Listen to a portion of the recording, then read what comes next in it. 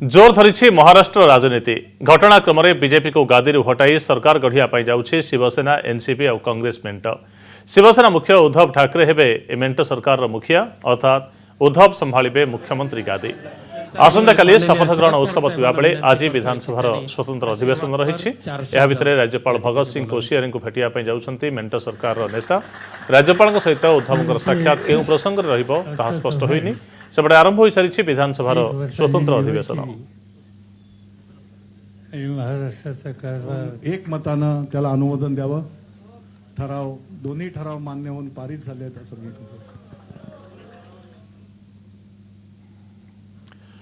आज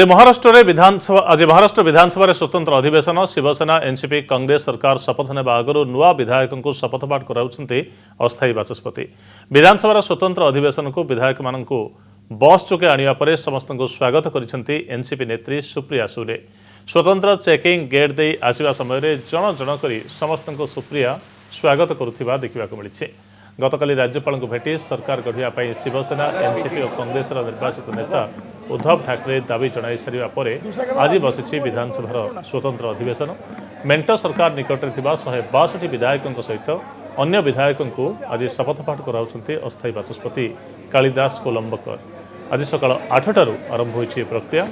अस्थायी बाचस्पति स्वतंत्र अधिवेशन में विधायकों को शपथपाठ कराइबा परे आसंताकाली उद्धव ठाकरे महाराष्ट्र मुख्यमंत्री भाव में शपथ नेबे। संध्या प्राय 6:40 शपथ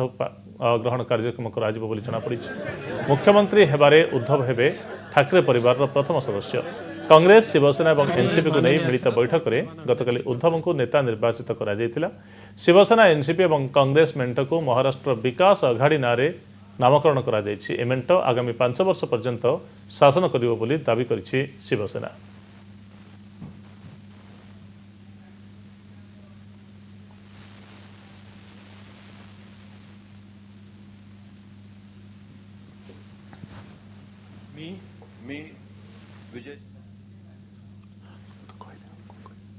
मोदक म्हणून दुसऱ्या ठरावाचे दुईटी चित्र आपको देखा विधानसभा विधायक मानकर शपथ ग्रहण चली। आउडे पटे एनसीपी नेत्री तथा शरद पवार कन्या सुप्रिया सुले पूर्वतन सांसद मध्य से समस्त विधायक मानक जन जन करी स्वागत करुछंती। महाराष्ट्र राजनीतिक गणितर शेष दृश्य गुड़िक राजनीति नाटकर शेष दृश्य गुड़िक केमी अभिनीत होछि से संपर्क में अधिक आलोचना करने वरिष्ठ सांबादिक श्रीयुत रवि दास आम सहित जोड़ी होती। श्रीयुत दास आपको स्वागत करुच्ची कनक न्यूज को। तो ये महानाटकर ये दृश्य गुड़िक शेष अंकर दृश्य बोली कहुपर ना कर्णाटक परी किसी भी केतबेले घटीपे कारण कर्णाटक में जहाँ होता महाराष्ट्र में तार कॉपी पेस्ट होची कहुच्छे। से देखिए येदुरप्पा सरकार शपथ नहीं सारी आस्था भोट पर सुप्रीमकोर्ट कहले तार ठीक अव्यवहित पूर्व इस्तफा देले येदुरप्पा एवं ता परवर्ती पर्याय दुई दलर मिलित सरकार है। ये समान कथा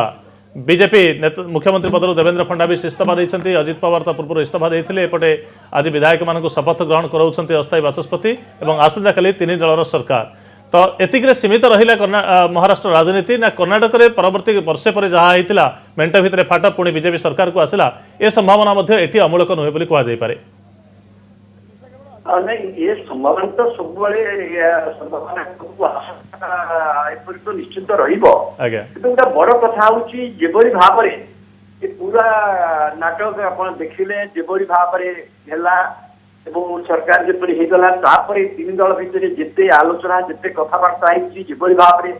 कमान मिनिमम प्रोग्राम ठू आरंभ कर नेता निर्वाचन सब कथा नहीं यहाँ भावी से भितर जोटा हो पारि न आइडियोलॉजिकल आदर्शगत उद्देश्य जो जोटा संभव ही न था किंतु एते दिन ये एते दिन भितर से एकाठी काम करवा एकाठी जोड़ी हवा ये प्रक्रिया भितर जेपरिक अजित पवार चली पुणी अजित पवार फेरवा ये गोटे सीमेंटिंग फैक्टर भाव काम कर बीजेपी जदि देवेंद्र फडणवीस सरकार श्रीयुत दास जदि देवेंद्र फडणवीस सरकार शपथ नहीं न था मुख्यमंत्री भाव में देवेंद्र फडणवीस ताले हुए तो ये 3 मिनट एत शीघ्र एकाठी हो पारि न। हाँ से कथा हवा फल भर जो विश्राम प्रक्रिया सीमेंटिंग है अधिका अधिका सीमेंटिंग है हठात आप लक्ष्य करेंगे शरद पवार गोटे प्रकृत मुख्य नायक भाव में इमर्ज कर शरद पवार जड़े बहुत एक्टिव माने बहुत सीनियर पॉलिटिशियन महाराष्ट्र रे से जने बहुत बड़ नेता। तो एई कथा शरद पवार रे कहवा जाउछि जे महाराष्ट्र चाणक्य दिल्ली रे चाणक्य अमित शाह को मात दे देले। श्वेत दास एई आलोचना शरद पवार को ये महाराष्ट्र चाणक्य दिल्ली चाणक्य को मात देले। एकदम बिल्कुल शरद पवार को मतलब समस्ते विशुद्ध कहले कारण से गोटे पक्षे कांग्रेस बुझामणा सही करूचंती शिवसेना से बुझामणा सही करूचंती से होचंती मध्यस्थी से सब कथा करूचंती समस्त को विकास को बुझुचंती तांको निज दल को जेंद्रा से जेंद्रा अजित पवार परसरी तां स्पेल भी करने की शेष कर दो चला अजित पवार ताक पाकू करिवे तो एई सब जिनिस देखि कि भाबुची शरद पवार जेपर्यंत एक्टिव अछंती सक्रिय अछंती। अच्छा महाराष्ट्र राजनीति जातीय राजनीति पर कौन प्रभाव पकाइबो श्वेत दास महाराष्ट्र राजनीति जातीय राजनीति पर कौन प्रभाव पकाइबो बीजेपी को प्रतिहत करिवा पई जदि विरोधी माने एकाठी हुअन्ति ताले बीजेपी को शासन क्षमतार दूर रे रखा जाई पारे आगामी निर्वाचन गुडी करे एमिति अंक कसिया विरोधी माने आरंभ करिवे कि बीजेपी पई ए गोटे बड़ धक्का हैला कारण जो परि सरकार गठन करा गला पुनी सरकार रु ओहरिला विरोधी मानक केउना कोठी अन्य राज्य गुडी करे शक्ति देबो आपण देखिबे खूब उत्साहित घटना को नै पश्चिम बंग मुख्यमंत्री ममता बनर्जी मध्य बिल्कुल महाराष्ट्र घटनावली जातीय राजनीति पर गुरुतर प्रभाव रहिबो जो प्रक्रिया एक कांग्रेस को आइसोलेट कर कांग्रेस डोमिनेंस थिला कांग्रेस को आइसोलेट करिया पाई अण कांग्रेस दल मान को एकाठी करबा राज्य मान को एकाठी करबा तापर जातीय स्तर एकाठी जो प्रक्रिया एवं धीरे धीरे कांग्रेस आइसोलेट होइतिला से प्रक्रिया बर्तमान महाराष्ट्र गोटे एते आपण कदे कर्नाटक में कर्नाटक रे सीधा बहुत स्मॉल किंतु महाराष्ट्र जो होती महाराष्ट्र तो भारत वर्ष राजनीति सेकेंड लार्जेस्ट स्टेट सब बड़ द्वितीय बृहत्तम राज्य किंतु महाराष्ट्र गोटे स्वतंत्र गुरुत्व स्थिति फाइनेंशियल कैपिटल ओडिशा भारत वर्ष अर्थनीतिर मूल जगह एवं सेठी परस्पर विरोधी दल मान भितर जो आदर्शगत विरोधी दल मान भितर जो मेंच होउची सेटा गोटे निश्चित भाव में जातीय राजनीति पर यही प्रभाव पकेब जे बीजेपी की बाहर रखा अन्य को एकजुट हाँ पड़े बर्तमान जब देखिए आप बीजेपी सहित केवल जेडीयू और अकाली दल को छाड़देले अन्य कौन बड़ दल ना आपरती रामविलास पासवान गोटे दल अच्छी रामविलास पासवान दल झारखंड असंतोष व्यक्त करी घटना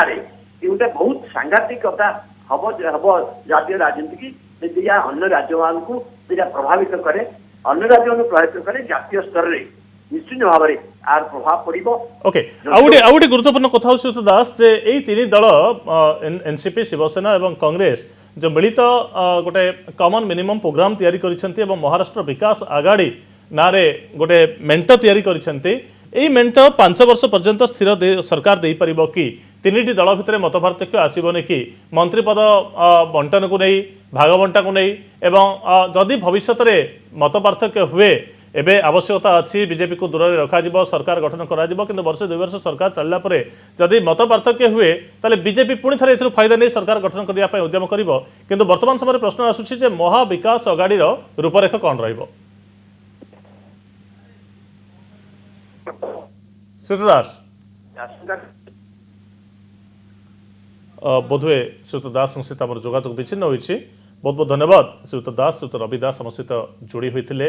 जहाँकर स्पष्ट कहवा कथा जे जातीय राजनीति उपरे महाराष्ट्र राजनीतिर प्रभाव निश्चित भाव रहिबो एवं जेहेतु